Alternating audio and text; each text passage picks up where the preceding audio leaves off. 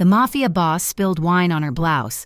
Shortly after, she was in his apartment wearing his suit. The grand ballroom of the Harborview Hotel in Towers was a sea of black ties, shimmering sequins, and old money. Beneath the crystal chandeliers, the city of Northbridge's elite mingled with the ease of people who had never had to worry about the cost of a gallon of milk. Ava Collins stood in the shadows of the velvet curtains near the service entrance, pressing 2 fingers against her temple. A throbbing headache had set up residence behind her eyes 3 hours ago and refused to leave. She checked the slim silver watch on her wrist. It was nearly 11 at night. Her feet, encased in sensible but worn black heels, felt like they were bruising with every step. Being an event coordinator at one of the most prestigious hotels on the coast sounded glamorous on paper. In reality, it meant 16-hour shifts, soothing the egos of wealthy patrons and sprinting through service corridors to fix problems that should not have existed in the first place. Ava took a deep breath, inhaling the scent of expensive perfume and roasted duck that drifted from the ballroom. She needed this job. She needed the overtime. The stack of medical bills on her kitchen counter for her mother's physical rehabilitation was growing taller by the week, competing for space with the terrifyingly high balance of her student loans. Every dollar she earned tonight was already spent. "Ava!" A hiss came from her headset. "We have a seating issue at table 5. The mayor is unhappy with his view." "I am on it," Ava whispered back, her voice steady despite her exhaustion. She adjusted her blazer, which was a size too big and fraying slightly at the cuffs, and stepped out from the curtains. She moved with practiced invisibility, weaving through the crowd without bumping a single elbow. The gala tonight was the event of the season, a charity fundraiser for urban development, but everyone knew the real draw was the host, Dante Marino. Even the staff whispered his name with a mixture of reverence and fear. To the public, he was a venture capitalist and a philanthropist, a man who had revitalized the Northbridge shipping district. To anyone who paid attention to the darker rumors circulating in the city, Dante Marino was a kingpin whose empire was built on things far less polite than real estate. Ava had seen him only once from a distance earlier that evening. He had been standing on the dais, a figure of imposing stillness in a room full of people desperate to impress him. He was tall, broad-shouldered, and possessed a face that looked like it had been carved from granite, handsome in a way that felt dangerous. Ava shook the thought away. She had a job to do. She resolved the issue with the mayor by charming the head waiter into moving a floral arrangement, then ducked back toward the kitchen to check on the dessert service. The backstage hallway was a chaotic contrast to the serenity of the ballroom. Waiters sprinted by with heavy trays, shouting orders. Ava checked her clipboard, her mind racing through the logistics of the closing speeches. She needed to verify the microphone levels for the final toast. Turning a sharp corner near the VIP service corridor, she did not hear the footsteps approaching from the other side. She was moving too fast, her focus entirely on the papers in her hand. She stepped out and collided with a wall of solid muscle. The impact knocked the wind out of her. She stumbled back, losing her grip on her clipboard. A gasp rippled through the immediate vicinity. It was not just a collision. In the chaos, a server carrying a tray of red wine had been caught in the fray. A long-stemmed glass tipped over, launching its contents through the air in a perfect, tragic arc. The dark crimson liquid splashed violently across the front of Ava's crisp white blouse. It soaked instantly into the fabric, spreading like a fresh wound from her collarbone to her waist. The cold shock of it made her freeze. "Oh no," she whispered, looking down. "No, no, no." The chatter in the nearby corridor died instantly. A heavy silence descended. Ava looked up, terrified she had just run into a major donor. She had not run into a donor. She had run into the host. Dante Marino stood less than a foot away. He had steadied her with a hand on her arm to keep her from falling, and now he was looking down at her. He was even more imposing up close. His tuxedo was midnight blue, tailored to perfection, straining slightly across his chest. His eyes were dark, intelligent, and unreadable. Flanked behind him were 3 men who looked less like guests and more like predators in suits, their hands hovering near their waistbands. Ava felt the blood drain from her face. She had just body-checked the most dangerous man in Northbridge and caused a scene that likely ruined his suit as well. "Mr. Marino?" Ava stammered, stepping back. She could feel the sticky wine seeping through to her skin. "I'm so incredibly sorry. I was rushing. I did not see you. I will pay for the dry cleaning. She stopped. She could not pay for his dry cleaning. His suit probably cost more than her car. Dante looked at the splatter on his own lapel, which was minimal compared to the disaster on her shirt. Then his gaze returned to her face. He did not look angry. He looked amused. "Breathe," Dante said. His voice was a deep baritone that seemed to vibrate through the floor. "It is just wine. It stains the fabric, not the soul." "I'm so sorry," Ava repeated, mortified as guests began to stare. "I should have been watching where I was going." "Accidents happen," Dante said calmly. He signaled to one of the terrifying men behind him, who immediately stepped back to block the view of the curious onlookers. Dante turned his full attention to Ava.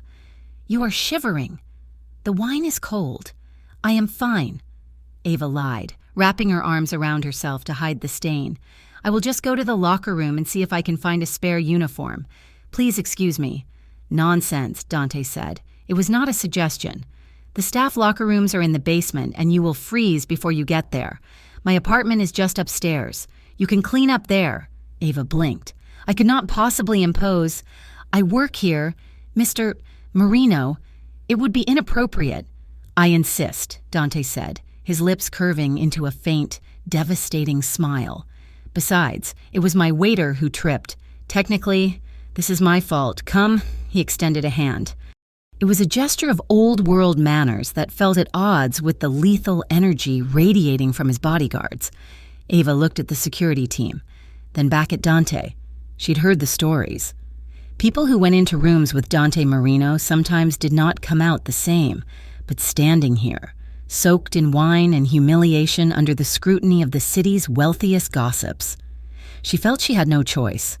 "Okay," she whispered. Dante nodded once. He placed a hand lightly on her shoulder, guiding her away from the staring crowd toward a private elevator that required a key card to access. As the heavy brass doors slid shut, sealing them off from the noise of the party, the silence in the small space was deafening. Dante did not speak during the ride up. He simply watched the floor numbers climb, his posture relaxed but alert. Ava tried to make herself as small as possible, conscious of the sticky, sweet smell of Merlot clinging to her. The elevator opened directly into the penthouse. Ava stepped out and her breath caught in her throat. The apartment was not a home. It was a fortress disguised as a palace. Floor-to-ceiling windows offered a panoramic view of the Northbridge skyline, the city lights glittering like scattered diamonds against the black ocean. The floors were dark hardwood, the furniture sleek Italian leather. It was beautiful, but it was cold. There were no personal photos, no clutter. As she walked further in, following Dante, she noticed the details that screamed power. A bank of security monitors was built into the wall near the kitchen, displaying live feeds of the hotel lobby, the garage, and the hallway they had just left. A mahogany cabinet was slightly ajar, revealing rows of thick binders, and in the corner of the living room, a decorative wall panel was shifted slightly to the side, revealing the steel keypad of a large gun safe. Ava shivered. And it wasn't just from the wet shirt.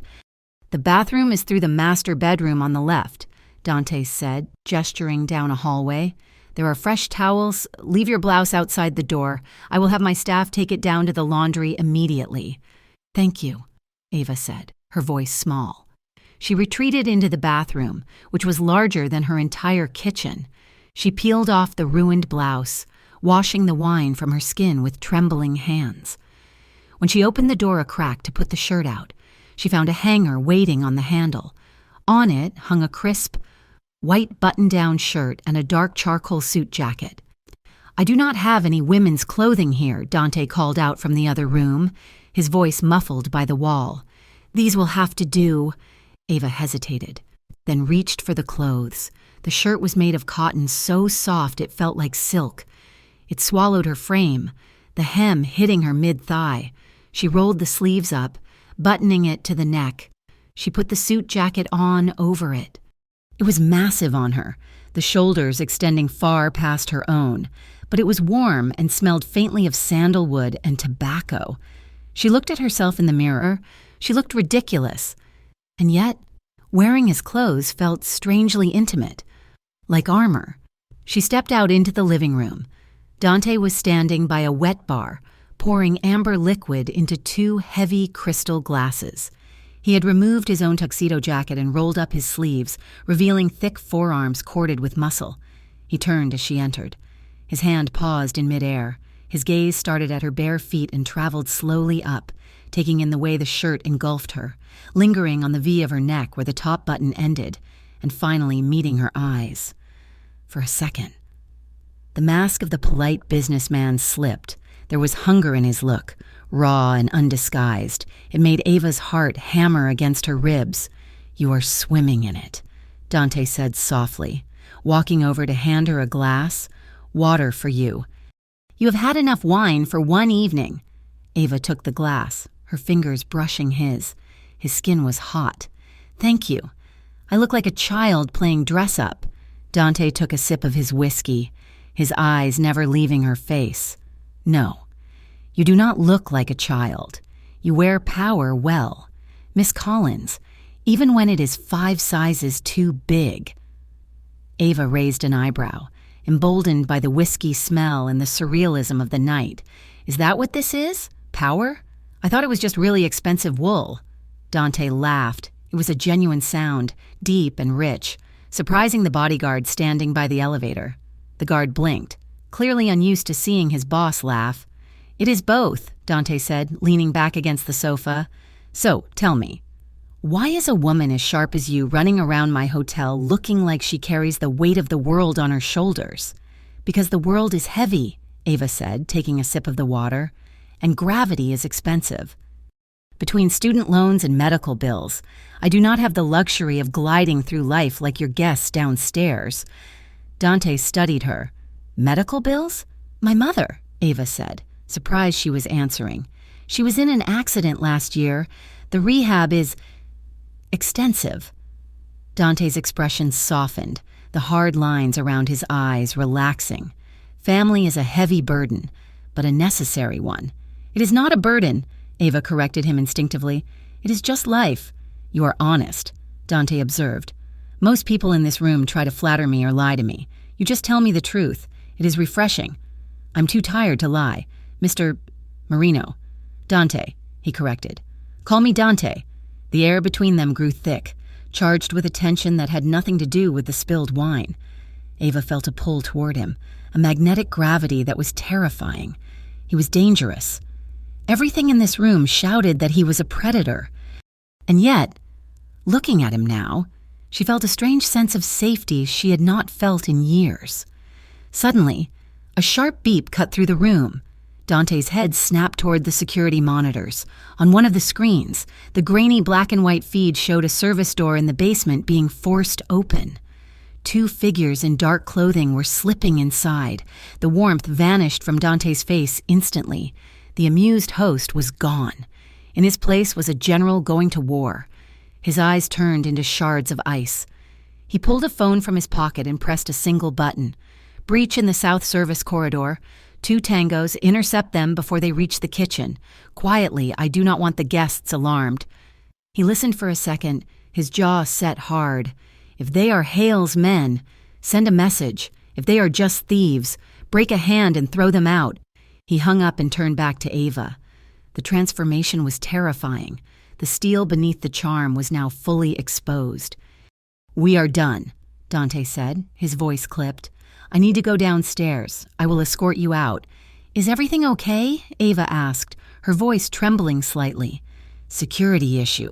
Nothing for you to worry about." He moved toward her, his movements fluid and efficient. "Come." He guided her toward the elevator. As they stepped inside, he did not stand on the opposite side this time. He stood close, Too close. Ava could feel the heat radiating off him. As the doors slid shut, Dante placed his hand on the small of her back. It was a light touch, but possessive. His fingers spread slightly against the fabric of the borrowed jacket, pressing into her spine. Ava stopped breathing. The elevator seemed to shrink, the air thickening with unspoken attraction. She looked up at him, and he was looking down at her, his eyes dark and intense. For a moment, she thought he was going to kiss her. She wanted him to. "Keep the jacket," Dante said, his voice low. "It is cold outside." The elevator chimed. The doors opened onto the service floor. The moment shattered. "Go straight home, Ava," Dante commanded gently, removing his hand. "Do not stop for anything." Ava stumbled out, her legs feeling like jelly. She nodded, unable to speak, and hurried down the hallway toward the exit. She did not look back, but she could feel his eyes on her until the doors closed again. An hour later, Ava sat on the edge of her sagging mattress in her small, drafty apartment. The silence of her room was a stark contrast to the luxury of the penthouse. She was still wearing his shirt and jacket. She felt drained, her emotions a chaotic mess of fear and arousal. She reached up to take off the suit jacket, her fingers brushing against something stiff in the inner breast pocket. She frowned. She reached inside and pulled out a thick, white envelope. It was folded in half, unmarked. Curiosity warred with caution. Caution lost. Ava opened the envelope and shook the contents onto her bedspread. It was a single sheet of paper, covered in rows of typed text. It looked like a ledger. There were columns of dates, amounts in the millions, and a list of offshore bank accounts in the Cayman Islands. Next to each amount were initials V.H. G.R. Sen. T. Ava's heart stopped. She worked in events. She knew how to read invoices. But these were not invoices. These were payoffs. And Sen. T. likely referred to Senator Thompson, the man who had given the keynote speech at the gala tonight. She was holding evidence of money laundering or bribery or something much worse. Ava stared at the paper, her hands beginning to shake uncontrollably. She looked at the jacket lying on her bed, the jacket Dante Marino had insisted she wear. He did not know this was in the pocket. He had forgotten, but he would remember. A cold chill of true fear washed over her, replacing the lingering warmth of the evening. She was not just a waitress who had spilled wine anymore. She was a witness. And in Dante Marino's world, witnesses did not usually last very long. Ava scrambled off the bed and shoved the paper back into the envelope, looking at her front door as if expecting it to be kicked down at any second. She had survived the wine spill, but she had a terrible feeling the real danger had only just begun. The single sheet of paper sat on Ava Collins's chipped kitchen table like an unexploded bomb. Morning light filtered through the blinds, casting striped shadows across the list of coded transactions, offshore accounts, and the terrifyingly familiar initials that hinted at high-level government corruption. Ava stared at it, her coffee growing cold in her hands. She'd not slept. Every time she closed her eyes, she saw the gun safe in Dante Marino's penthouse and the cold, professional way he had ordered his men to intercept the intruders. She was holding leverage. She was holding evidence. She was holding a death warrant. Logic told her to go to the police. But in Northbridge, the line between the law and the payroll of men like Dante was blurry at best. If she handed this over to the wrong officer, she would not make it to the precinct steps. If she burned it, she was destroying evidence of major crimes. If she kept it, she was a target. Her phone buzzed against the table, the vibration making her jump so hard she nearly knocked over her mug. The screen flashed the word Mom. Ava exhaled, a shaky breath that rattled in her chest, and swiped to answer. "Hi, Mom. Everything okay?" "I am fine. Sweetheart?" Her mother's voice came through, cheerful but strained. "The physical therapist is here. She says my range of motion is improving. But the billing department called again. They said the insurance claim for the next round of sessions was denied. Something about a cap on annual coverage." Ava closed her eyes, pinching the bridge of her nose. "I will handle it, Mom." "Do not worry about the billing department. Just focus on your leg. It is $3,000. Ava, you do not have that kind of money. I picked up extra shifts. Ava lied smoothly. I have it covered, I promise. I have to go to work now. I love you. She hung up before her mother could ask any more questions. The silence that rushed back into the apartment was heavy. $3,000. She had $40 in her checking account until payday. She looked at the paper on the table again. This was Dante Marino's world, a world where money flowed like water and laws were merely suggestions. She folded the paper carefully, sliding it back into the white envelope. She did not put it in her purse. Instead, she taped it to the underside of her bottom dresser drawer, hidden away. Then she grabbed the expensive suit jacket hanging on the back of her door, the one that smelled like sandalwood and danger, and headed to work. The Harborview Hotel was buzzing with the aftermath of the gala. Cleanup crews were dismantling the stage, and the lobby was filled with guests checking out. Ava tried to lose herself in the rhythm of the job, checking inventory lists and confirming staffing schedules for the weekend conference. Collins, her manager, Mr. Henderson, barked from his office doorway. Front and center, Ava braced herself. Yes, sir. You're wanted in the Sapphire Lounge, Henderson said, adjusting his glasses. VIP guest requested you specifically, said you handled a situation for him last night with discretion. Henderson looked at her suspiciously. Do not keep him waiting. Ava's stomach dropped. She grabbed the garment bag containing the dry-cleaned suit jacket she had brought with her and took the service elevator up to the mezzanine level. The Sapphire Lounge was a private enclave for the hotel's most elite guests, accessible only by a platinum key card. When Ava entered, the room was empty save for one man sitting in a high-backed leather wing chair near the window. Dante Marino looked as if he owned the sunlight pouring in behind him. He was wearing a light gray suit today, no tie, the top button of his shirt undone in a display of casual arrogance. On the table in front of him sat a pot of tea and 2 cups. Miss Collins, Dante said, rising as she entered. His movement was fluid, predatory in its grace. Thank you for coming. Mr. Marino, Ava said, stopping a safe distance away. She held out the garment bag like a shield. I brought your jacket. I had it rushed through the hotel laundry service this morning. It should be perfect. Dante glanced at the bag but did not take it. Put it on the chair. Please. Sit. I actually have a lot of work to do downstairs, Ava said, her grip tightening on the plastic hanger. And I am the owner of the company that owns the holding firm that owns this hotel, Dante said pleasantly.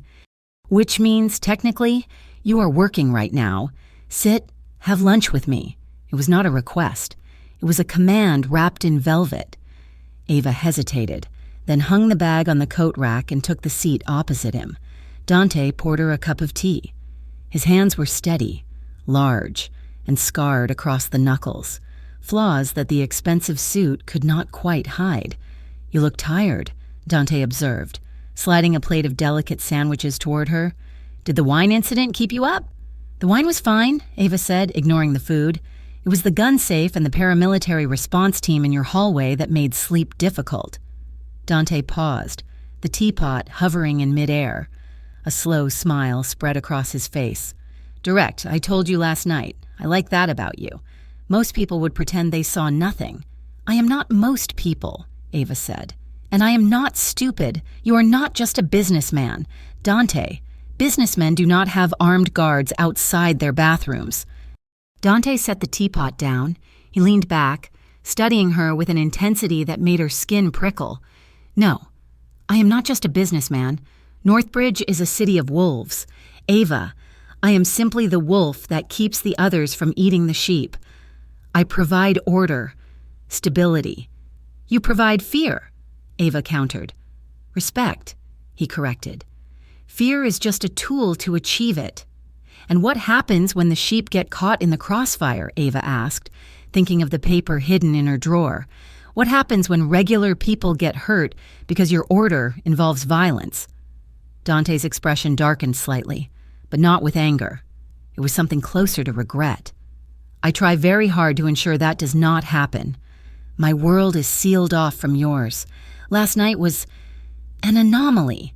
An anomaly, Ava repeated dryly. Eat, Dante commanded softly. You look like you haven't had a real meal in days. Ava picked up a sandwich, mostly to give her hands something to do. Why am I here, Dante? Really, you did not call me up here just to discuss the philosophy of crime. I wanted to make sure you were all right, Dante said, and his voice dropped an octave, becoming startlingly intimate. And I wanted to know more about you. You mentioned your mother last night. Ava chewed slowly, swallowing hard. My mother was a nurse for 30 years. She spent her life helping people. Last year, a drunk driver ran a red light and T-boned her sedan. He walked away with a scratch. She has had 4 surgeries on her spine and 2 on her legs. She's learning to walk again, but the insurance companies are... She trailed off, looking out the window. They are difficult. Dante listened with a stillness that was unnerving. He was not just hearing her. He was cataloging the information, analyzing the problem. I can make a call, Dante said. The chief of medicine at St. Jude's owes me a favor. We can get her transferred to a private suite. The best physical therapists in the state. No cost to you. The offer hung in the air, tempting and terrifying. It would solve everything. The debt, the stress, the fear. All she had to do was say yes. No, Ava said. Dante blinked, surprised. No, I cannot accept that, Ava said firmly. I appreciate the offer, truly, but I know how the world works. Nothing is free, especially not from men like you. I will not be bought. Dante. Dante looked at her for a long moment, a flicker of admiration crossing his face. It is not a purchase. Ava, it is help. It is a debt, she insisted, and I already have enough of those. She stood up, her legs feeling shaky. I need to get back to work. Thank you for the tea. She walked to the coat rack and touched the garment bag. This was the moment, the test. Your jacket, she said, turning to look him in the eye. I checked the pockets before I sent it to the cleaners, to make sure you hadn't left anything. She held his gaze, her heart hammering against her ribs like a trapped bird. She waited for him to ask about the envelope. She waited for the recognition, the flash of panic, the threat. Dante just watched her, his face unreadable. Thank you. That was thoughtful. He did not know. Or he was playing a game so deep she couldn't see the bottom of it. Goodbye, Dante, she said. See you soon. Ava, he replied. It sounded like a promise. The rest of the day passed in a blur of anxiety. Every time a security guard walked past, Ava flinched. She kept waiting for Dante to realize the envelope was missing. By the time her shift ended at 8 o'clock, the sun had set and the coastal fog had rolled in, blanketing the city in a damp gray chill. Ava punched out and exited through the staff door at the rear of the hotel, heading toward the employee parking lot. The lot was dimly lit, the street lamps casting pools of sickly yellow light on the wet pavement. Ava wrapped her coat tighter around herself, her keys laced through her fingers. She heard the car before she saw it, a low, powerful idol. A black sedan was parked sideways across the exit lane, blocking the path. The engine was running. As Ava stopped, the back door opened and a man stepped out. He was not one of Dante's men. He was younger, wearier, wearing a leather jacket that creaked as he moved. He had a stillness about him that screamed street violence.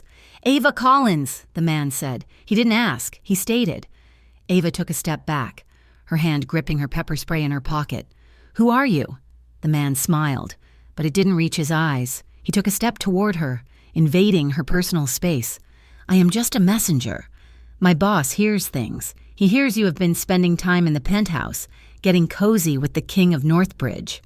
I work here, Ava said, her voice trembling but loud. I do not know what you are talking about. Sure you don't, the man sneered. He leaned in close, smelling of stale cigarettes and mint. You tell Dante that Victor Hale sends his regards. Tell him he is watching. And tell him that his new little pet looks very breakable. He reached out, his hand grazing her shoulder. Ava recoiled, opening her mouth to scream, but a roar of an engine cut through the night. High beams blinded them both. A sleek armored SUV screeched around the corner, mounting the curb and slamming to a halt inches from the man in the leather jacket. The doors flew open before the wheels stopped moving. The driver, a massive man Ava recognized from the gala, stepped out with a baton in hand. The man in the leather jacket cursed, stumbling back, realizing he was outmatched. But it was the passenger door that drew Ava's attention. Dante Marino stepped out. He was not the cool, collected businessman from lunch. He was pure fury. He moved with terrifying speed, storming toward them. The man in the leather jacket took one look at Dante's face, scrambled back into his sedan, and peeled away. Tires screeching. Dante did not chase him. He turned on Ava. "Get in the car!" he snarled. "What is going on?" Ava cried, her adrenaline spiking. "Who was that?" "Get in the car!" Dante grabbed her arm. His grip was tight, bordering on painful, his fingers digging into her coat. He pulled her toward the SUV, his eyes scanning the shadows for more threats. "Let go of me," Ava shouted, struggling. "I'm trying to keep you alive," Dante roared back.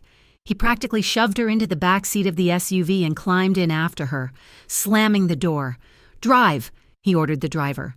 "Go, now." The car surged forward, merging into traffic. The interior was hermetically sealed, silent except for their heavy breathing. Ava yanked her arm away from him, rubbing the spot where he had grabbed her. "You hurt me." "I'm sorry," Dante said, running a hand through his hair. His chest was heaving. "I'm sorry, but you were standing there like a target."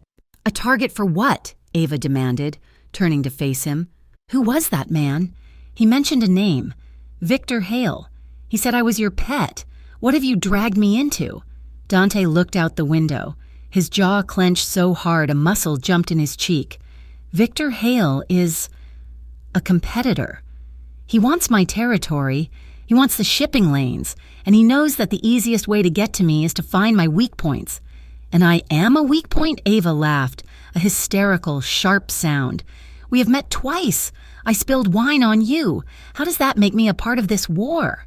"Because I let you into my home," Dante said, turning to look at her. His eyes were dark pools of regret. "I let you wear my clothes. I let you see me. In my world, that is a declaration. Hale has eyes everywhere. He saw us. He thinks you matter to me." "Do I?" Ava asked, her voice breaking. "Or am I just leverage?" The car went silent. The city lights blurred past the tinted windows. "You matter," Dante said quietly. "More than you should. That is why I tried to help you with your mother. That is why I had a detail watching you tonight. If my men hadn't been close." He trailed off, the thought clearly terrifying him. "I never wanted you to be part of this. Ava, I am sorry." The anger drained out of Ava, leaving her hollow and shaking. She looked at Dante. He looked exhausted. The invincibility was gone. He was just a man who had made a mistake and was desperately trying to fix it. "He threatened to break me," Ava whispered. Dante moved.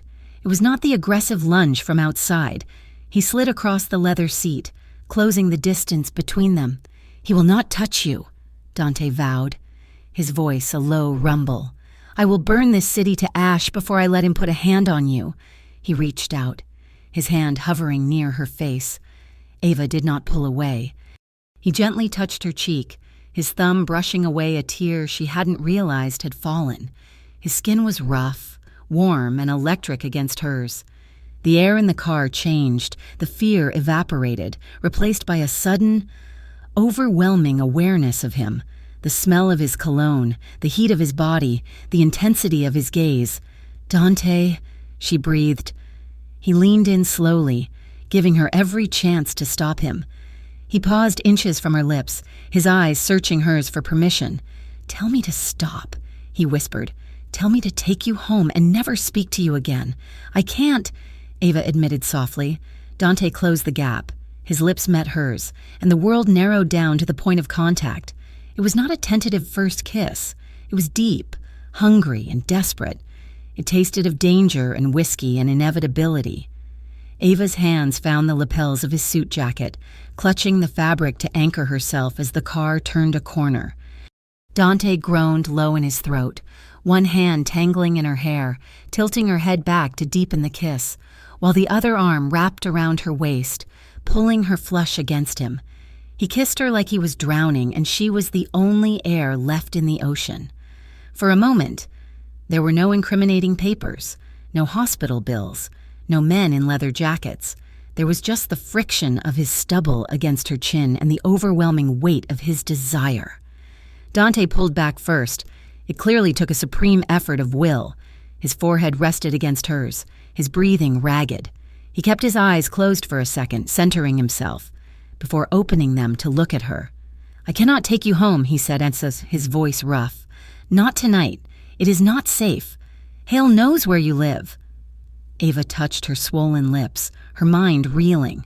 She knew she should say no. She knew she should get out of the car and run to the police.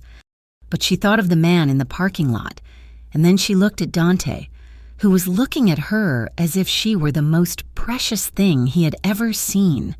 "Where do we go?" she asked. "My place," Dante said. "It is the only place I can protect you." Ava nodded slowly. As the car sped toward the penthouse, she realized she had crossed a line she could never uncross. She was not just an observer anymore. She was in the game, and she had absolutely no idea how to play it. The morning sun over Northbridge felt less like a new beginning and more like an interrogation lamp. Ava Collins sat in a booth at a diner 3 blocks from her apartment, her hands wrapped around a mug of black coffee that had gone cold 20 minutes ago. Across from her sat Dante Marino. He looked out of place in the worn vinyl booth. His suit was impeccable, a deep charcoal gray that absorbed the light, and his presence seemed to suck the oxygen out of the room. He had not touched his espresso. "I cannot do this, Dante," Ava said, her voice steady despite the way her heart hammered against her ribs. "I cannot be... whatever this is. I have a life. I have a job. I have a mother who depends on me. I cannot be the woman in the passenger seat of a getaway car." Dante studied her, his dark eyes unreadable. It was not a getaway car. It was a secure transport. "It felt like a getaway car," Ava countered. "And that man in the parking lot, the one who threatened me, that is your world. I do not belong in it." "You are right," Dante said. The admission surprised her. He leaned forward, clasping his hands on the table. "You do not belong in the crossfire. That is why I want to offer you a different position." Ava blinked. "Excuse me?" "I have reviewed your portfolio," Dante said, switching tones seamlessly from protective lover to CEO. "You are overqualified for your position at the Harborview. You manage logistics for 300 people on a budget that is frankly insulting. I want to hire you." "Hire me?" Ava repeated. "To do what? Count shell casings?" "To run the events for my legitimate holding," Dante said, ignoring the jab. "I own 4 restaurants, 2 nightclubs, and a charitable foundation that is currently being mismanaged by a board of directors who care more about canapes than community outreach. I need someone who can organize, someone who is honest, and someone who can handle pressure. I am offering you a contract, independent consultant, $10,000 a month, plus bonuses." Ava felt the air leave her lungs. $10,000. That was more than double her salary at the hotel. It was enough to pay off her student loans in 2 years. It was enough to get her mother into the private rehabilitation center at St. Jude's immediately. "It is a bribe," Ava said quietly. "You are trying to pay me to stay close to you." "It is a job offer," Dante corrected. "Every penny comes from legal revenue streams. The contracts will be vetted by any lawyer you choose. You will not see the other side of my business. You will plan galas. You will organize fundraisers. You will be safe, and your mother will get the care she needs." Ava looked at him. She saw the calculation in his eyes, but she also saw something else. Desperation. He wanted her in his orbit, and he was using the only tool he knew never failed: money. But she also thought of the envelope taped beneath her dresser drawer, the list of names. If she took this job, she would be on the inside. She could see who he really was.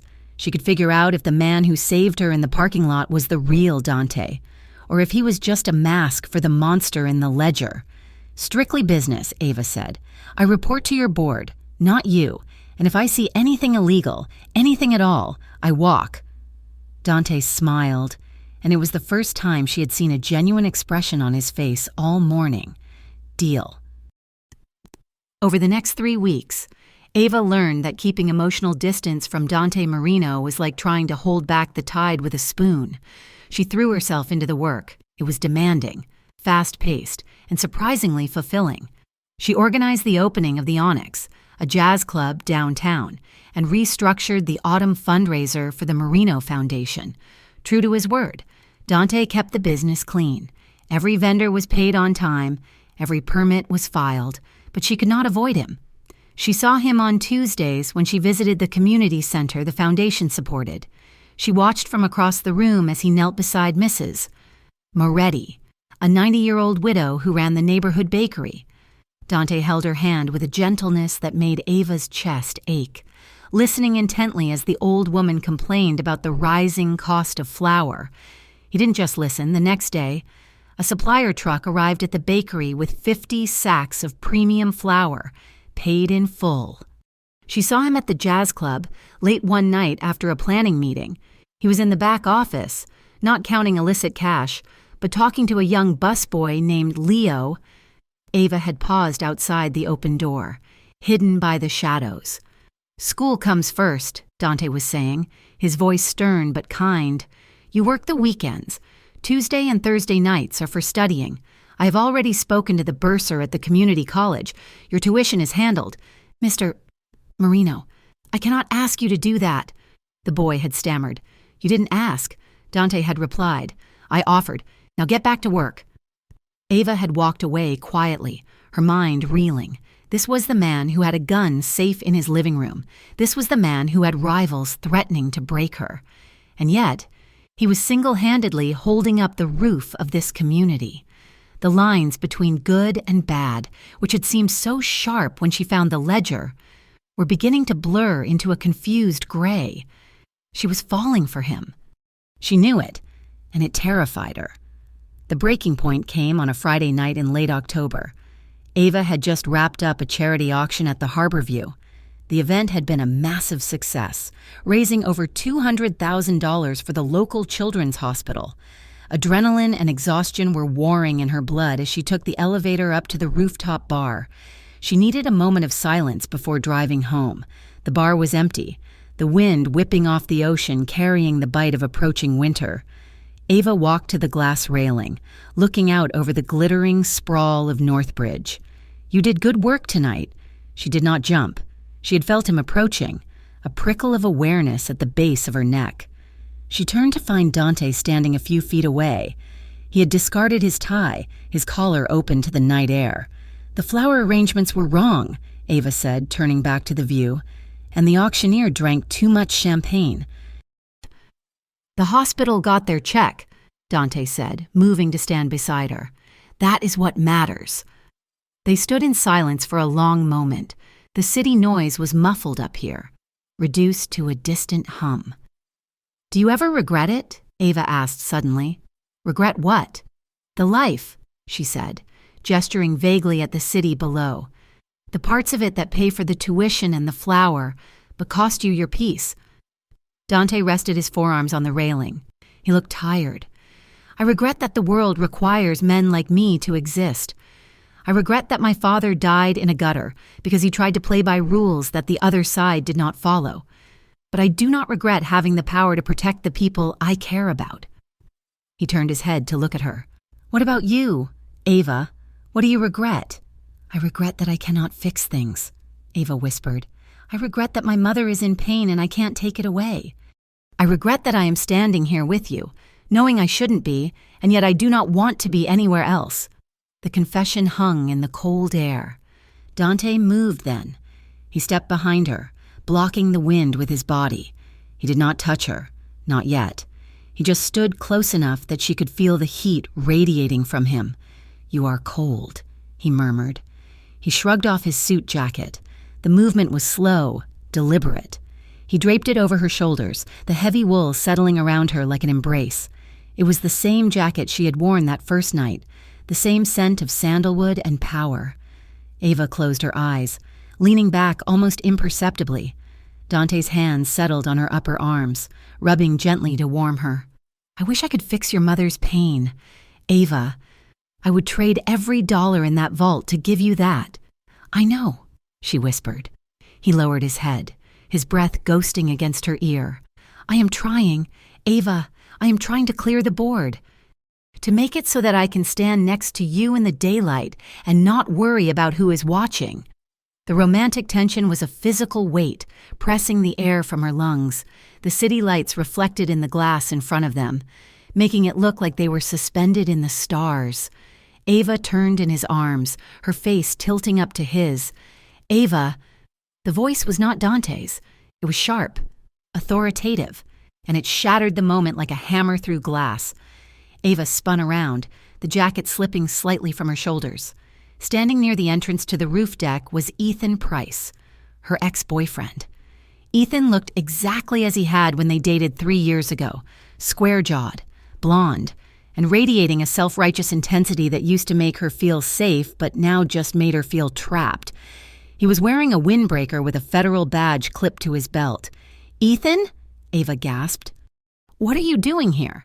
Tracking a person of interest, Ethan said, his eyes hard as they locked onto Dante, and seeing who he is using as a human shield these days. Dante's hands fell from Ava's arms. His posture shifted instantly. He placed himself slightly in front of her, a subtle shield. Agent Price, you are trespassing on private property. It is a public bar. Marino, Ethan snapped. He walked over, ignoring Dante and focusing entirely on Ava. Ava, I need to speak with you. Now. I am working, Ethan, Ava said, pulling Dante's jacket tighter around herself. The gesture made Ethan's eyes narrow. You are not working, Ethan spat. You are fraternizing with a target of a federal investigation. Do you have any idea what you're doing? Do you know who this man is? I know him, Ava said, her voice shaking but firm. You know the donor, Ethan said, stepping closer. You do not know the butcher. We have wiretaps, Ava. We have informants.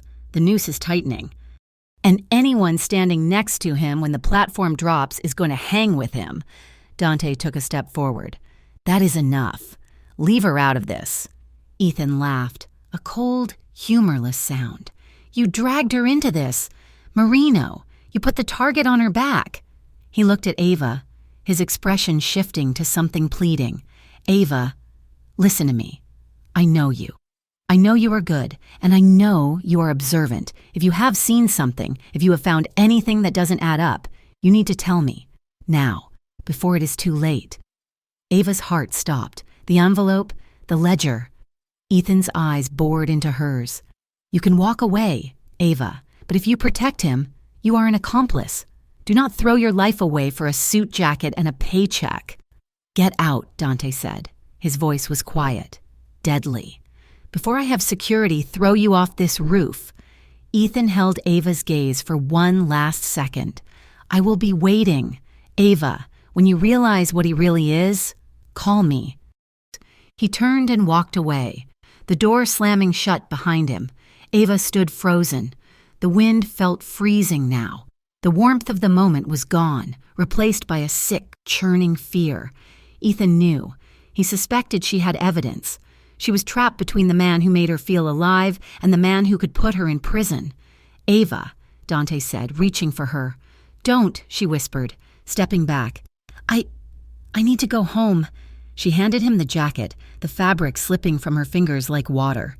She did not look back as she ran for the elevator. The drive to her apartment was a blur. Ava checked her rearview mirror constantly, expecting to see Ethan's government sedan or Dante's black SUV. The streets were empty. She parked on the street in front of her building. It was a brownstone in a transitional neighborhood, the kind of place where streetlights flickered and stayed off. She grabbed her purse and hurried toward the front door, fishing for her keys. A white work van was idling near the fire hydrant. As Ava passed it, the side door slid open with a metallic rasp. 2 men in ski masks jumped out. Ava barely had time to scream. One man grabbed her around the waist, lifting her off her feet. The other clamped a gloved hand over her mouth. The smell of gasoline and sweat filled her nose. She kicked wildly, her heel connecting with a shin, but the man didn't even grunt. "Get her in! Go!" one of them hissed. They were dragging her toward the black abyss of the van's interior. Ava's fingernails scrabbled against the brick of the building, tearing 2 nails, but her grip failed. She was being swallowed. Suddenly, tires shrieked from the end of the block. A heavy sedan mounted the sidewalk, slamming into the front bumper of the white van with a bone-shaking crunch. The impact knocked Ava and her captors to the ground. Before the masked men could recover, the doors of the sedan flew open. 3 of Dante's security team poured out. There were no warnings, no shouts to freeze. It was instant, brutal violence. One guard tackled the man holding Ava, driving a fist into his jaw with a sickening crack. The other 2 engaged the driver of the van, who was trying to pull a weapon. "Get Miss Collins," someone shouted. Strong hands grabbed Ava, pulling her away from the scuffle. She flailed, panicked. "It is me! It is me!" a voice yelled. It was the driver from the night of the gala. "You are safe. We have you." Gunshots popped, small, sharp sounds in the night air. The van driver peeled away, leaving his accomplice on the pavement, tires smoking as he careened down the street. "Secure the package," the guard yelled. "We are moving. Go, go." Ava was shoved into the back of the sedan. She was hyperventilating, her vision narrowing to a pinprick. The car launched forward, speeding away from her home. She curled into a ball on the leather seat, shaking so hard her teeth chattered. She didn't know where they were going. She didn't care. She just wanted the shaking to stop. She didn't remember the ride. She didn't remember the elevator. The next thing she knew, she was in Dante's living room. It was dimly lit, the only light coming from the city outside and a low lamp in the corner. She was sitting on the sofa, a heavy cashmere blanket wrapped around her shoulders. She was still trembling, violent shudders that racked her entire body. "Ava," Dante was there. He was kneeling in front of her, his suit jacket gone, his sleeves rolled up, his face was pale, his eyes wide with a terror she had never seen in him. "Are you hurt?" he demanded, his voice rough. "Did they touch you? Tell me where you are hurt." I am okay," Ava stammered. They were so fast." "I know," Dante said. He reached out, his hands hovering. Then he grabbed her face, tilting it up to the light. He checked her pupils, checked her neck for bruises. "I'm going to kill them. I'm going to find whoever sent them, and I am going to tear them apart piece by piece." The rage in his voice was terrifying, but it was a protective rage. It was a wall of fire between her and the world. Ava looked at him. This was the man Ethan had warned her about, the butcher, the criminal. And he was the only reason she wasn't in the back of a van right now. "Dante," she sobbed, the shock finally breaking. She threw herself forward, her arms locking around his neck. Dante caught her. He pulled her off the sofa and into his lap, wrapping his arms around her so tightly she could barely breathe. He buried his face in her neck, inhaling sharply. "I have you," he whispered into her hair. "I have you. You are safe here. No one gets in here." The fear that had been freezing her blood began to melt, replaced by a desperate, searing need to feel alive, to feel something other than the ghost of a gloved hand on her mouth. She pulled back, looking into his eyes. They were black with adrenaline and desire. "Kiss me," she commanded, her voice breaking. Dante didn't hesitate. He crushed his mouth to hers. It was frantic. It was a collision of relief and terror. Ava's hands tangled in his hair, pulling him closer, needing to feel the solid reality of him. Dante's hands roamed over her back, pressing her against him, as if trying to merge their bodies into one unbreakable thing. He shifted, laying her back against the cushions without breaking the kiss. The blanket fell away. His hands were everywhere, on her waist, her hips, tangling with her fingers, firm and possessing. There was no hesitation tonight, no boundaries. Ava arched into him, a soft cry escaping her throat as his lips moved to the pulse point of her neck. She felt his heart racing against her chest, matching the frantic rhythm of her own. This wasn't just attraction anymore. It was survival. It was a declaration that they were both still here, still breathing, despite the world trying to crush them. "Stay," Dante growled against her skin, his voice thick with emotion. "Stay with me. I am not going anywhere," Ava whispered back. Dante pulled back just enough to look at her, his gaze stripping her bare. There was love there, raw and terrified and undeniable. He kissed her again, slower this time, with a deep, consuming reverence. The camera of her mind panned away as the shadows of the room deepened, leaving them wrapped in each other's arms, the city lights watching silently as they crossed the final line from which there was no return. The morning light filtering through the floor-to-ceiling windows of the penthouse was soft, diffusing the hard edges of the city skyline into a watercolor of grays and blues. Ava Collins woke slowly, the heavy fog of sleep retreating to reveal the unfamiliar weight of high thread count sheets and the scent of sandalwood that had become terrifyingly comforting. She shifted, realizing she was alone in the massive bed. She was wearing one of Dante's dress shirts, the sleeves rolled up to her elbows, the fabric swallowing her frame. For a moment, she just lay there, listening to the hum of the building, a sense of peace washing over her that she knew was temporary.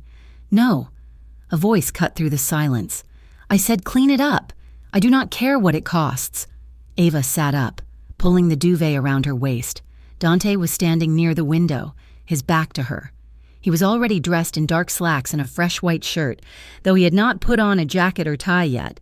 He held a phone to his ear, his posture rigid. "If Hale moves on the waterfront shipment, you burn it," Dante commanded. His voice was not the low, rough whisper that had praised her skin in the dark hours of the night. It was cold, absolute. "I would rather lose the inventory than let him take a single crate. Do you understand? Good, handle it." He ended the call and tossed the phone onto a leather armchair. As he turned, his face was a mask of calculated aggression, his brow furrowed in a dark line. Then he saw her sitting up. The transformation was instant and disorienting. The hardness in his eyes melted away, replaced by a softness that seemed almost painful for him to wear. He walked over to the bed, sitting on the edge near her hip. "I did not mean to wake you," Dante said quietly. He reached out, his fingers brushing a stray lock of hair behind her ear. "It is early. Who are you talking to?" Ava asked, her voice raspy with sleep. "Work," Dante said. He did not elaborate, he did not lie, but he built a wall with that single word. "I made coffee." He stood and retrieved a ceramic mug from the bedside table. Handing it to her, Ava took it, the warmth seeping into her cold fingers. She took a sip, watching him. He looked tired. The morning sun highlighted the fine lines around his eyes and the tension held in his shoulders. "You are two different people," Ava observed softly. "The man on the phone and the man sitting here." Dante looked down at his hands. "I have to be. If I bring the man on the phone into this bed, I destroy the only good thing I have found in a decade. If I take the man sitting here out into the street, I am dead within the hour." "That sounds exhausting," Ava said. "It is lonely," Dante corrected. He looked up at her, his gaze intense. "I have not. I do not let people stay. Ava, not here, not in a long time. My life does not allow for it. It is too dangerous for them. It is too dangerous for me." Ava felt a lump form in her throat. She set the coffee down on the nightstand. "I am scared, Dante." "I know," he said. "You should be." "Not of the men in the van," Ava said, shaking her head. "I mean, I am terrified of them. But right now, I am scared of this, of us. I am scared that your world is going to swallow me whole, and I will not even notice until I am gone." Dante reached out and took her hand, interlacing their fingers. His grip was solid, grounding. "I will not let you drown, Ava.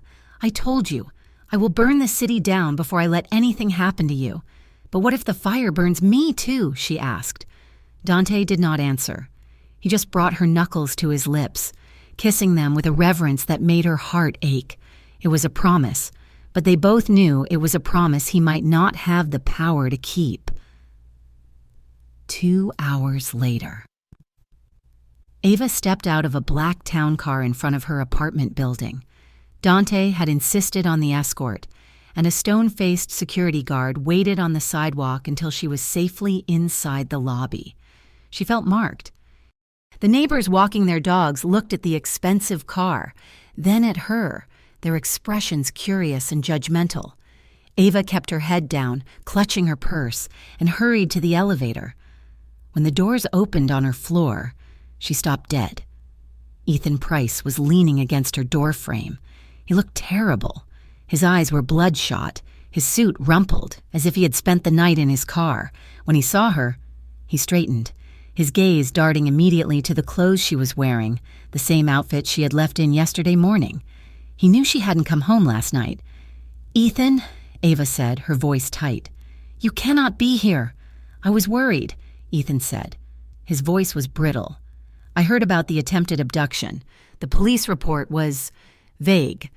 Private security intervention, no suspects in custody." "I am fine," Ava said, unlocking her door. She tried to step inside to close it in his face, but Ethan put his hand on the wood, pushing it open and following her in. "You were with him," Ethan stated. It wasn't a question. "You spent the night at the penthouse." Ava turned on him, anger flaring hot and bright. "That is none of your business. You broke up with me 2 years ago. Ethan, you do not get to police who I sleep with. This is not about jealousy." "Ava!" Ethan shouted, causing her to flinch. He lowered his voice, pacing her small living room. "This is about obstruction of justice. This is about aiding and abetting a known felon. Do you understand how this looks? You are the target of a violent attack by a rival crime syndicate, and instead of going to the authorities, you run into the arms of the man who started the war." "He saved me," Ava cried. "Where were you, Ethan? Where were the feds when those men were dragging me into a van? Dante's men were there. They saved my life." "He put your life in danger in the first place," Ethan countered. He stopped pacing and looked at her, his expression shifting from anger to desperate pleading. "He is using you, Ava. He's manipulating you, and the Bureau is losing patience. They are looking at you, and they see an accomplice." Ava felt the blood drain from her face. "I have done nothing wrong." "You are withholding evidence," Ethan said quietly. "I know you found something. I can see it in your face, and now you are sleeping with the target. If the indictment comes down and you are on the wrong side of it, I cannot protect you. You will go to prison, Ava, for a long time." The word prison hung in the air, heavy and suffocating. Ava thought of her mother. Who would pay the bills? Who would visit her? Ethan reached into his pocket and pulled out a small, black object. It looked like a button, no larger than a dime. "What is that?" Ava whispered. "A recording device," Ethan said. "State of the art. 7 hours of battery life. High-fidelity audio." He held it out to her. Ava recoiled as if it were a poisonous spider. "No," she said. "No, I can't." "You have to," Ethan said, stepping closer and forcing the device into her hand. Her fingers closed around it involuntarily. It was cold and hard. "You have a meeting with him tomorrow at the grand opening of the Sapphire Foundation. Wear it, get him talking, get him to admit to the waterfront shipment or the bribes to the zoning commission. Just one sentence. Ava, that is all we need." "Ethan, please," Ava begged, tears pricking her eyes. "Do not ask me to do this. I am giving you a life raft," Ethan said grimly. "If you wear this, you are a cooperating witness. You get immunity. You get protection. If you don't, then you are just another gangster's girlfriend who goes down when the empire falls." He walked to the door, pausing with his hand on the knob. "Choose wisely, Ava, for your mother's sake." The door clicked shut, leaving Ava alone in the silence of her apartment. That night was the longest of Ava's life. She sat at her kitchen table, the small black device sitting in the center of the placemat like a judge's gavel. Next to it, she had placed the envelope from beneath her dresser drawer, the list of names and accounts. On one side lay betrayal. If she used the device, she was betraying the man who had held her while she shook, the man who was paying for neighborhood tuitions, the man who looked at her as if she were the only light in his dark world. On the other side lay ruin. If she didn't help Ethan, she risked prison. She risked leaving her mother alone and helpless. She risked becoming collateral damage in a war she didn't understand. She picked up the device, rolling it between her thumb and forefinger. It was so small, such a tiny thing to destroy a life. She imagined Dante's face if he found it. She imagined the look of betrayal replacing the warmth in his eyes. The thought made her physically ill. She ran to the bathroom and dry heaved over the sink, her body rejecting the stress that was tearing her apart. She washed her face with cold water, staring at her reflection. Her eyes looked haunted. "Who are you?" she whispered to the mirror. "Are you a survivor or are you a traitor?" She didn't have an answer. The Sapphire Foundation Gala was held in the grand ballroom of the Harborview Hotel, the very same room where she had spilled wine on Dante's suit less than a month ago. The irony was bitter on her tongue as Ava checked the floral arrangements near the entrance. She was wearing a long, midnight blue gown that she had bought on credit. It was elegant, professional, and had a discreet neckline that would have easily concealed a small recording device taped to her collarbone. She touched her chest. There was nothing there but skin. She had left the device in her jewelry box at home. She couldn't do it. When the moment came to tape it on, her hands had refused to move. She couldn't look Dante in the eye and record him. She just couldn't. But the decision gave her no peace. Instead, it filled her with a paralyzing anxiety. She felt exposed, as if Ethan, who she knew was somewhere in the building or monitoring from a van outside, could see right through her dress to her treacherous heart. "Ava!" She stiffened as Dante appeared at her elbow.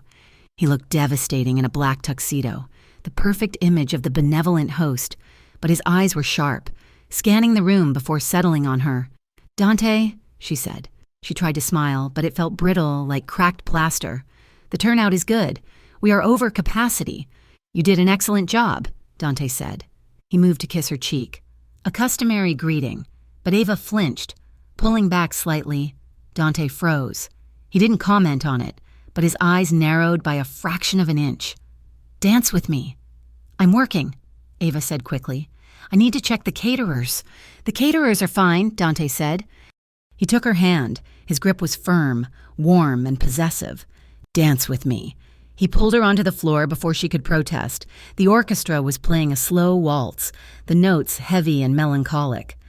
Dante placed his right hand on the small of her back, drawing her in. Ava kept a respectful distance, her body rigid. Usually, being in his arms felt like coming home. Tonight, it felt like standing on a landmine. "You are quiet," Dante said, his voice low near her ear. They moved in perfect synchronization, despite her stiffness. "I am just tired," Ava lied. "Stressful day." "You are not tired," Dante corrected gently. He pulled her closer, closing the gap she had tried to maintain. "You are afraid, and you are half a room away from me, even though I am holding you." He slid his hand from her shoulder down to her wrist, his thumb pressing against the delicate skin of her inner arm. He could feel her pulse. It was racing, fluttering like a trapped bird. "Your heart is beating out of your chest," Dante murmured. "Who has been talking to you? Ava?" Ava missed a step. She looked up at him, her eyes wide. "What?" "You have the look of a hunted animal," Dante said. His gaze was searching, intense, peeling back her layers. "Did Hale contact you again? Did the police?" Ava's voice trembled. She wanted to tell him. She wanted to scream about Ethan and the wire and the threat of prison. She wanted him to fix it. But if she told him about Ethan, what would Dante do? Would he hurt Ethan? Would he kill a federal agent? That would bring the entire government down on him instantly. Telling him might trigger the very destruction she was trying to avoid. "I'm just overwhelmed," Ava said, looking away. "People are talking. Rumors. Someone told me I need to choose sides." Dante's hand tightened on her waist. "Who told you that?" "It does not matter," Ava whispered. "But I feel like I'm standing in the middle of a highway and both cars are speeding toward me." Dante stopped moving. The other dancers flowed around them like a river around a stone. He lifted a hand to cup her chin, forcing her to look at him. "You are not on the highway. he said fiercely. "You are with me, and I do not let my people get hit. Do you trust me?" Ava looked into his dark eyes. She saw the killer and the lover, the danger and the safety, all mixed into one complex, terrifying man. "I am trying," she admitted, "but it is getting harder to breathe." Dante looked as if he wanted to say more, to demand a name, but he held back.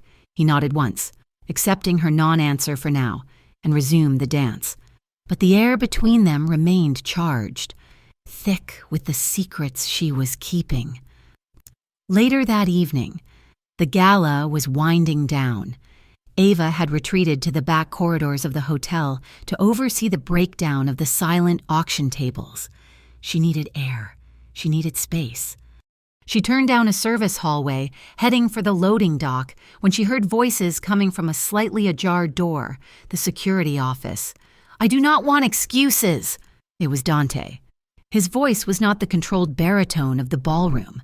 It was a roar of pure, unfiltered rage. Ava froze, pressing herself against the wall. "The route was classified," Dante snarled. "Only 3 people knew the timeline for the waterfront pickup. Me, you, and Ricci." "Boss, I swear," another voice stammered. It sounded like one of his lieutenants, a man named Marcus.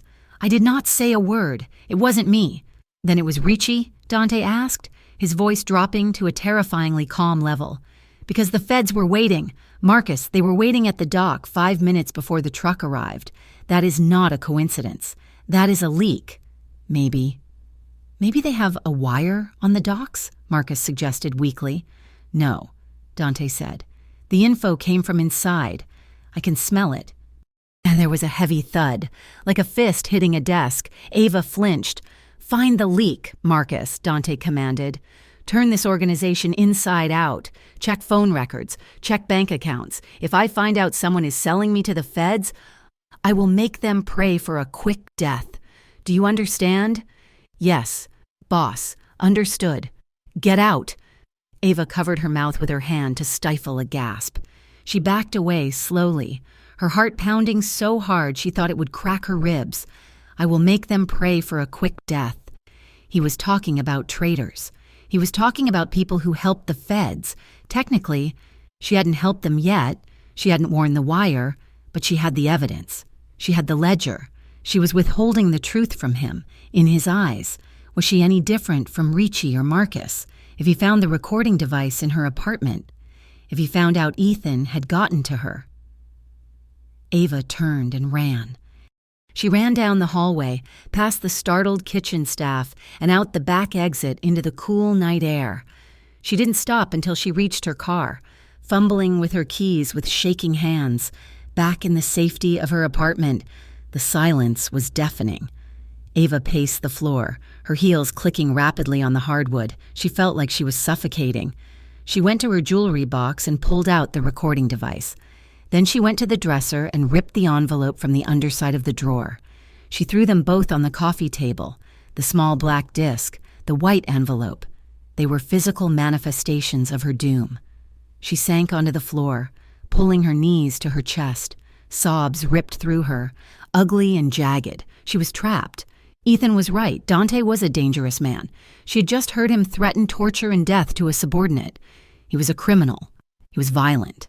But he was also the man who held her when she cried. He was the man who was saving her mother. He was the man she was falling in love with.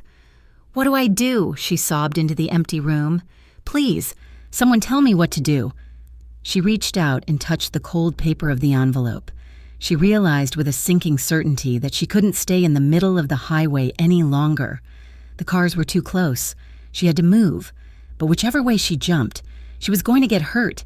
And if she jumped the wrong way, she would destroy the man she loved. Ava curled up on the rug, clutching the evidence to her chest, and waited for the dawn, knowing that tomorrow she would have to make a choice that would change her life forever. The rain against the window of the corner cafe sounded like gravel being thrown against the glass. Ava Collins sat with her hands wrapped tightly around a ceramic mug, the heat failing to penetrate the cold that had settled deep in her bones. Across the small, scratched table, Ethan Price looked less like the confident federal agent she had once dated and more like a man watching a dam burst. "You are not listening to me, Ava," Ethan said, his voice hushed but urgent. He leaned in, checking the perimeter of the nearly empty shop. "Victor Hale is not just a rival criminal. He is an informant, or at least, he's pretending to be one." Ava stared at him, her brow furrowing. "What does that mean?" "It means he is feeding us intelligence," Ethan admitted, the words tasting bitter in his mouth. "He's giving us just enough to dismantle Dante's network piece by piece. But he is manipulating the investigation.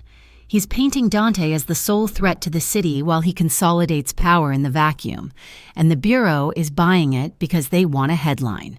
Ethan reached across the table, his fingers brushing against her sleeve. Ava flinched, pulling back. "Hale knows you are the weak link," Ethan pressed, his eyes desperate. "The abduction attempt outside your apartment, we have confirmed it was Hale's crew. He was not trying to ransom you, Ava. He was trying to take you off the board to send a message to Dante, and he will try again. If Dante goes down fighting, and he will, you are going to be caught in the crossfire. The only way you survive this is if we take them both down. Now, I need you to wear the wire. I need you to get Dante to admit to the waterfront deal. If we arrest him tonight, Hale loses his leverage against you. You go into witness protection. You survive." Ava looked at the rain blurring the streetlights outside. The pieces clicked into place with a sickening finality. The man in the parking lot, the van, the constant feeling of being watched. It was not Dante putting her in danger. It was the war itself. And Victor Hale was orchestrating all of it. She looked back at Ethan. He thought he was saving her, but he was just another player in a game she was tired of losing. "One meeting," Ava said softly. "I will go to him tonight. I will get you what you need." Ethan exhaled, his shoulders sagging with relief. "Thank you, Ava. You are doing the right thing. Just get him talking. We will be listening." Ava took the small black recording device he slid across the table. She slipped it into her pocket, her face impassive, but beneath the surface, a steel resolve was hardening. She would not wear the wire. She would not betray the man who had pulled her from the jaws of that van. She was going to find another way. The elevator ride to the penthouse felt like an ascent to the gallows. Ava clutched her purse against her side, feeling the weight of the recording device hidden in the inner pocket. It was turned off. When the doors slid open, she expected to see the war room she had glimpsed before, men shouting into phones, maps spread on tables, the air thick with violence. Instead, she smelled garlic and roasting rosemary. The penthouse was quiet. The lights were dim to a warm amber glow. Dante was in the kitchen, sleeves rolled up to his elbows, stirring a copper pot on the stove. A bottle of red wine sat open on the counter, breathing. He turned as she entered, and the look on his face broke her heart. He looked exhausted, the lines around his eyes etched deep. But when he saw her, his expression softened into something open and vulnerable. "I thought you might be hungry," Dante said, gesturing to the stove. "My mother's recipe, risotto. It requires patience. It keeps the hands busy." Ava walked into the kitchen, the domestic intimacy of the scene crashing against the terror of the last 48 hours. "I did not know you cooked." "There is a lot you do not know about me, Ava," Dante said quietly. He poured 2 glasses of wine and slid one toward her. "I was not always a businessman in a suit. I grew up 3 miles from here, in a neighborhood where the streetlights were shot out every other night. My father was a dock worker, honest, hardworking." Dante took a sip of wine, his eyes distant. He refused to look the other way when men like Victor Hale started moving crates through his shift. They killed him for it. I was 12. Ava set her glass down, her hand trembling. "Dante, I made a choice," Dante continued, his voice steady but laced with old pain. "I decided that if I could not rely on the law to protect my family, I would become the law. I built this empire to keep the wolves out. I tried to legitimize it. I tried to turn the money into hospitals, into foundations. But the past has hooks, Ava, and men like Hale. They do not let you walk away." He looked at her then, a profound sadness in his dark eyes. I wanted to be better. For you. But I think I'm just dragging you into the mud with me." The honesty hung in the air, stripping away the last of Ava's defenses. She looked at this man, a man labeled a monster by the world, standing in his kitchen making risotto because he needed to feel human. Ava reached into her purse. She bypassed the recording device. Her fingers closed around the folded white envelope she had brought from her apartment. "I have to show you something," she whispered.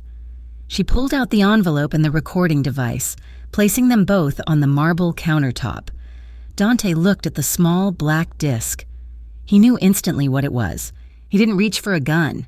He didn't shout. He just went very still. "Ethan gave it to me," Ava said, the words spilling out in a rush.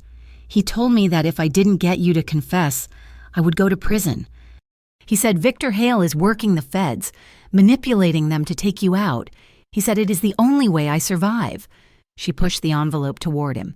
"And I found these the night we met, in your jacket pocket. I have had them this whole time. Codes, accounts, Senator Thompson's payoffs." Ava's eyes filled with tears. "I was so scared. Dante, I didn't know who to trust, but I am not turning this on. And I am not giving these to Ethan." Dante stared at the items on the counter. The evidence of her potential betrayal lay right there, next to the wine. He looked at the ledger, then at the wire, and finally, slowly, he looked up at her face. He didn't see a traitor. He saw a woman who was terrified, who had every reason to run, and who had chosen to stand in the fire with him instead. "You kept this?" Dante asked, his voice rough, pointing to the ledger. "You knew what this was, and you stayed?" "I stayed," Ava whispered. Dante moved. He came around the island, closing the distance between them. He didn't look angry. He looked shaken to his very core. He reached out, his hands cupping her face, his thumbs brushing away the tears spilling onto her cheeks. "You foolish, brave woman," he murmured, his voice breaking. "Do you have any idea how dangerous this is? You should have run. You should have given them everything and saved yourself. I do not want to be saved if it means losing you." Ava sobbed. Dante groaned, a sound of pure, agonized longing, and crushed his mouth to hers. The kiss was desperate. It tasted of salt and wine and fear. It was an apology and a vow all at once.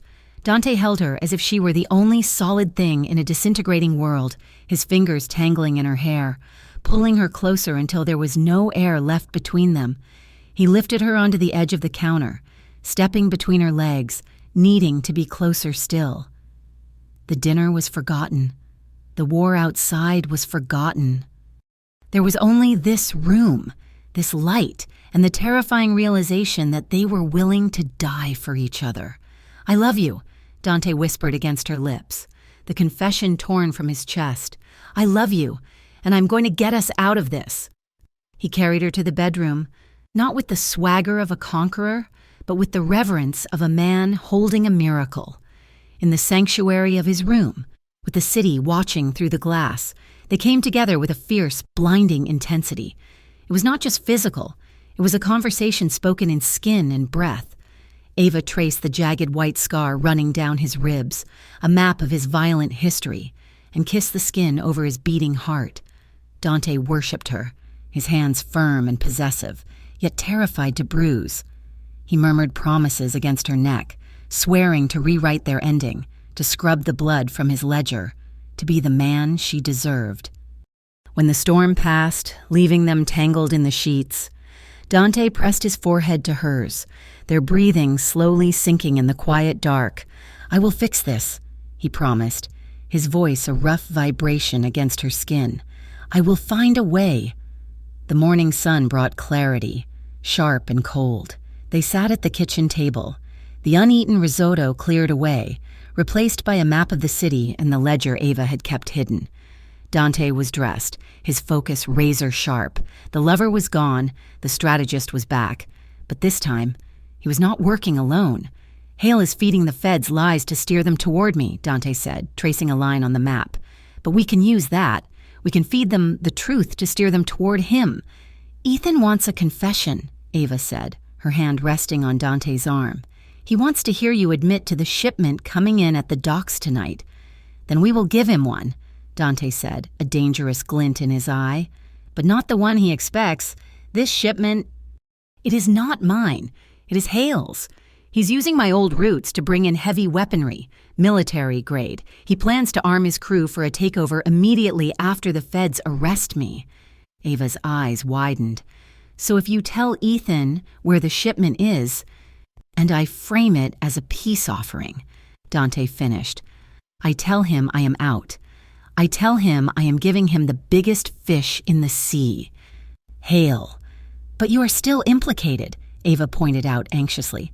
You are still the one moving the goods in their eyes.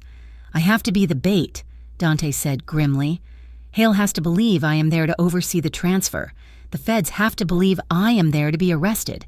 Everyone needs to be at those docks tonight. And what happens to you? Ava asked, her grip tightening on his arm. Dante covered her hand with his. I negotiate. I have the ledger. I have the records of Senator Thompson and the others. That is my insurance policy. The feds want to win? I give them a senator and a cartel boss. In exchange, I walk away. It was a gamble. A massive, terrifying gamble, but it was the only play they had left. 2 hours later, Ava sat on a park bench near the waterfront, the wind whipping her hair across her face. Ethan walked up the path, looking impatient. Did you get it? He asked, without preamble. Ava nodded, keeping her expression fearful but determined. She reached into her purse and handed him the recording device. He talked. Ava lied. He told me everything. He is meeting a shipment tonight at the old shipyard, Pier 4. He said it is the biggest haul of the year. Ethan took the device, his eyes lighting up with triumph. Pier 4. Tonight, you're sure? He is going to be there personally, Ava said. He wants to make sure nothing goes wrong. Ethan pocketed the device. You did it, Ava. You actually did it. We will have a team in place by sunset. When we take him down, you will be safe. Ethan, Ava said, stopping him as he turned to leave. Make sure you get everyone. Hale's men are going to be there, too. Dante said they might try to hijack it. We will get them all, Ethan promised, distracted by the victory in his grasp. Go home, Ava. Lock your door. It will be over by morning. Ava watched him walk away. I hope so, she whispered. The sun was beginning to set, bleeding crimson across the harbor. When Ava returned to the penthouse, the atmosphere had shifted. The quiet domesticity was gone, replaced by the kinetic energy of men preparing for war. Dante was in the living room, checking the slide on a handgun before tucking it into a shoulder holster. He was wearing a tactical vest under a heavy coat. When he saw Ava, he holstered the weapon and crossed the room in 2 strides. It is done, Ava said. Ethan took the bait. The feds will be at Pier 4. Good, Dante said. He led her away from the security team, toward the private elevator. He pressed a key card into her hand, along with a thick envelope and a burner phone. What is this? Ava asked. There is a car waiting in the garage, Dante said, his voice low and intense. The driver is my most trusted man. He will take you to a private airfield 40 miles north. There is a plane waiting. The envelope contains cash, a passport, and a deed to a small house in Oregon under a different name. Ava stared at the items, panic rising in her throat. No, Dante, that was not the plan. We negotiate. You walk away. That is plan A, Dante said, gripping her shoulders. But if things go wrong at the docks, if Hale's men open fire before the feds move in, or if the senator pulls strings to bury me, I need to know you are gone. I'm not leaving you, Ava cried. You have to, Dante said firmly. He framed her face with his hands, forcing her to look into his eyes. Ava, listen to me. You are the only thing in my life that is clean. You are the only thing that matters. I cannot focus on surviving if I am worried about you. Dante? If I do not call that phone by midnight, Dante said, his voice cracking slightly, you get on that plane. You fly to Oregon. You live the life I never could. You find someone who can love you without putting a target on your back. Promise me. Tears streamed down Ava's face. She shook her head, unable to speak. "Promise me," Dante demanded, shaking her slightly. "I promise," Ava choked out. "But you have to call. You have to call me." Dante pulled her into a crushing embrace. He kissed her hard, a kiss that tasted of goodbye. Then he stepped back, the mask of the warlord sliding back into place. "Go," he commanded. Ava stepped into the elevator. As the doors slid shut, the last thing she saw was Dante Marino turning away to face the darkness, walking toward the battle that would decide if they had a future, or if they were just another tragedy written in the history of the city. The mafia boss spilled wine on her blouse. Shortly after, she was in his apartment wearing his suit Part 6. The smell of the ocean at the Northbridge shipyards was not fresh. It was heavy with the scent of diesel, rusted iron, and rotting seaweed. Fog curled around the massive shipping containers stacked like tombstones in the dim light of the halogen flood lamps. Ava Collins crouched behind a rusted generator box on a maintenance catwalk 20 feet above the ground. Her heart was hammering against her ribs so hard she thought it might bruise the bone. She was supposed to be on a private plane heading to Oregon. She was supposed to be running, but she had stood on the tarmac, phone in hand, and realized that a life without Dante was just a different kind of death. So she had bribed the driver to turn around. She'd come to watch the end of the world. Below her, the dock was a stage set for violence. A black convoy of SUVs had pulled up near the water's edge. Dante stood in the center of the clearing, flanked by 4 of his most loyal men. He looked calm, almost bored, his hands resting easily at his sides, but Ava knew him well enough to see the tension coiled in his shoulders. Opposite him, near the gaping maw of a cargo ship, stood Victor Hale. Hale was a stark contrast to Dante. Where Dante was stillness and stone, Hale was manic energy and sharp teeth. He was surrounded by a dozen armed men, smugness radiating off him like heat. "You brought a small crew. Marino," Hale shouted, his voice echoing off the metal containers. "I expected a war party. Or maybe you finally realized you do not have the stomach for this anymore." "I'm not here to fight, Victor," Dante called back. His voice was steady, carrying effortlessly over the wind. "I am here to give you what you want, the routes, the contacts, the keys to the city. I am done." Hale laughed, a harsh, barking sound. "Done? You are never done. Dante, men like us do not retire. We just get replaced." He took a step forward, sneering. "Or maybe you were just distracted. How is the little event planner, the one with the big eyes and the cheap shoes? Did you send her away? Or is she tied up in a trunk somewhere to ensure you behave?" Ava pressed her hand over her mouth to stifle a gasp. "Leave her out of this," Dante said, and the temperature on the dock seemed to drop 10 degrees. "This is business. You want the shipment? It is yours. But I walk away, and the feds stay off my back." "The feds?" Hale mocked. "The feds do what I tell them to do. I own the investigation, Dante. Just like I own the senator. Just like I own this dock." "Is that right?" Dante asked. He reached into his jacket. Every gun on Hale's side was raised instantly. Dante moved slowly, pulling out not a weapon, but a thick manila envelope. "Because according to this ledger, you have been skimming from the senator for 5 years, and you have been selling out your own partners to the Bureau to keep your record clean." Hale's face twisted. "What is that?" "Insurance," Dante said. "If I go down, this goes to the press and to your partners in the cartel. I wonder who will kill you first." "Kill him!" Hale screamed, his composure shattering. The order hung in the air for a split second. Then chaos erupted. One of Hale's younger gunmen, panicked by the sudden shout, squeezed his trigger. A gunshot cracked through the night, sparking off the pavement near Dante's feet. That single sound broke the dam. "Federal agents, drop your weapons!" Ethan's voice boomed over a loudspeaker as tactical teams swarmed from behind the shipping containers. Sirens wailed, turning the fog into a strobe light of red and blue. Hale's men didn't drop their weapons. They opened fire.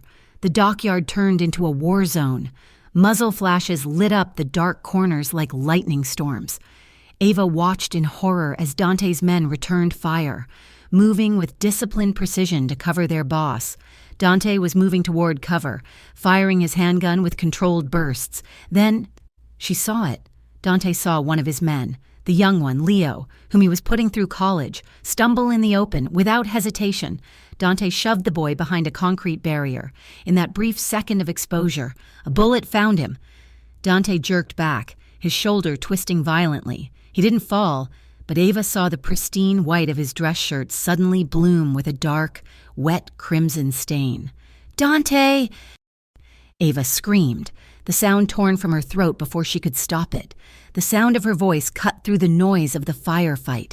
Dante's head snapped up, searching the catwalks. His eyes locked onto hers, and for the first time, he looked truly terrified. "Ava, get down!" he roared.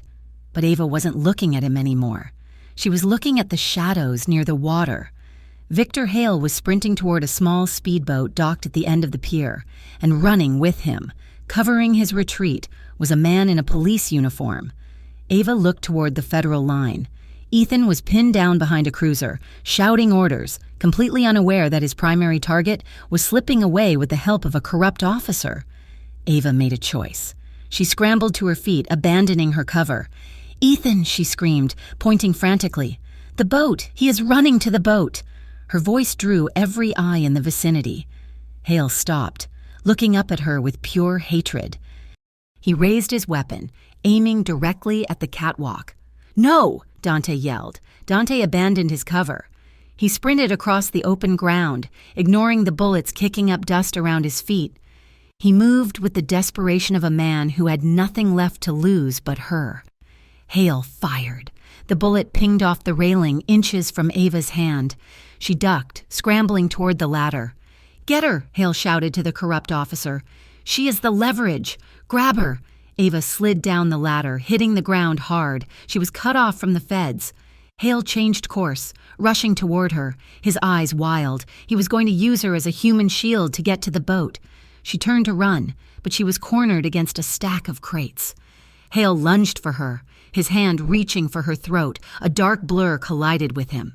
Dante hit Hale with the force of a freight train. The two men crashed to the pavement in a tangle of limbs. Hale's gun skittered across the concrete. "Get off me!"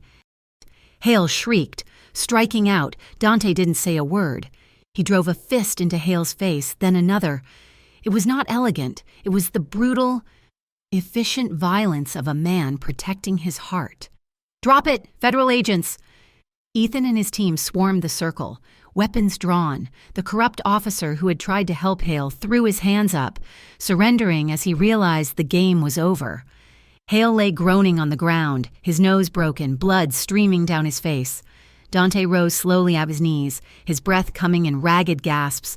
He didn't look at the agents. He turned immediately to Ava. "Are you hurt?" he demanded, his voice a rasp. "Did he touch you?" "I am fine," Ava sobbed, rushing to him. She fell to her knees beside him, her hands hovering over his shoulder. The blood was spreading fast, soaking the entire left side of his shirt. "Dante, you are bleeding. You are bleeding so much." "It is just a graze," Dante lied, though his face was gray with shock. He swayed, his strength finally failing him. Ava caught him as he slumped forward, pulling his heavy frame against her chest. "Help! We need a medic! Ethan, help him!" Ethan holstered his weapon and ran over, pressing a trauma dressing against Dante's shoulder. "Pressure. Keep pressure on it. The ambulance is 30 seconds out." Dante hissed in pain, but forced a weak smile as he looked up at Ava. Her face was streaked with tears and grime, her hands stained with his blood. "You realize," Dante whispered, his voice thready, "that this is the second time you have ruined my favorite shirt." Ava let out a wet, choked laugh, pressing her forehead against his. "I will buy you a new one. I will buy you 100 new ones. Just do not die. Please do not die." "I'm not going anywhere," Dante promised. "I have a date. With a girl in Oregon." His eyes rolled back slightly as the medics arrived, pulling him from her arms onto a stretcher. As they wheeled him away toward the flashing lights, Ava watched him go, knowing that the man who was being loaded into that ambulance was no longer the king of Northbridge. He was just a man who had burned his kingdom down to save her. 8 months later, the town of Silver Lake was small, quiet and boring in the best possible way. The loudest thing on Main Street was the church bell that rang at noon.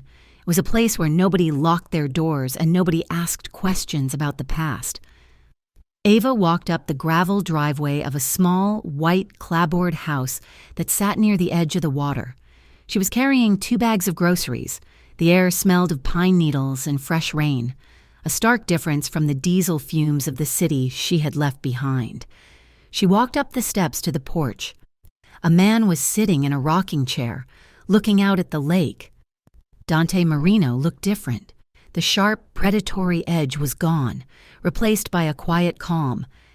He had lost weight during his recovery, and the tan faded, but he looked healthier. He was wearing a simple blue button-down shirt and jeans, clothes that the old Dante wouldn't have been caught dead in. He turned as he heard her approach. The movement of his left shoulder was stiff, the scar tissue still healing, but he smiled.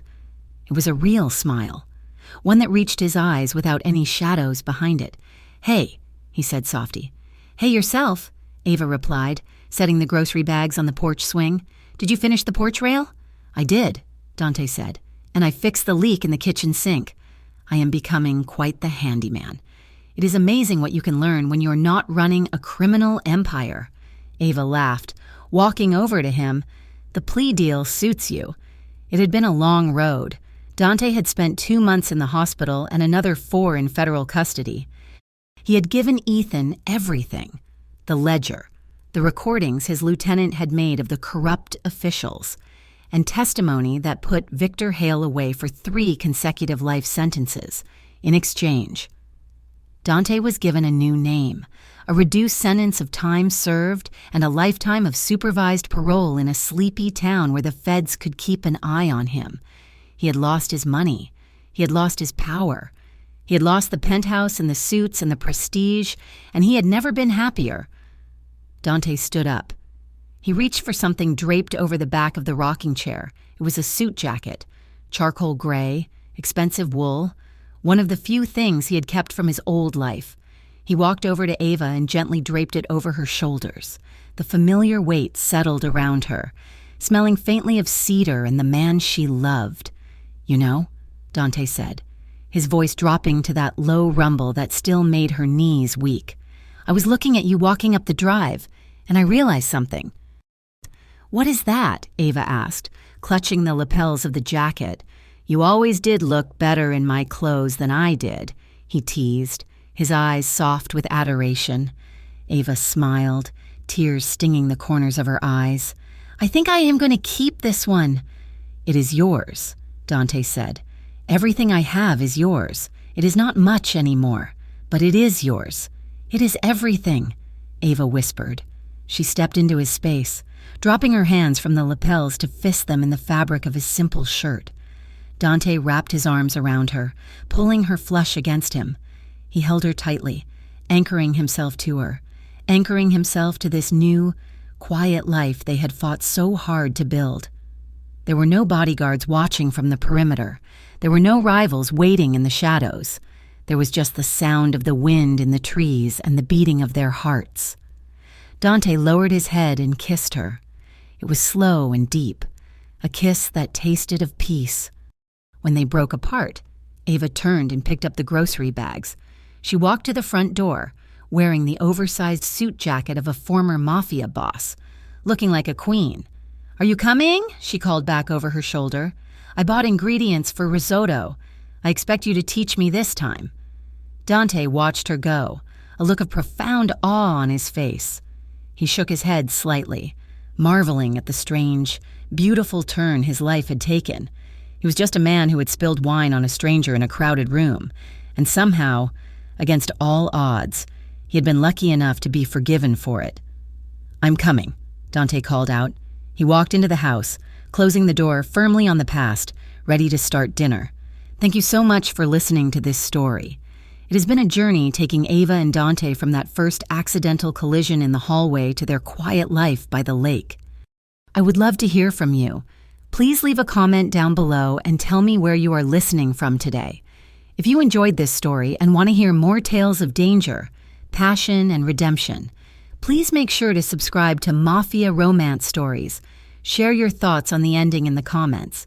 Did Dante redeem himself in your eyes? Thank you for your support, and I will see you in the next story.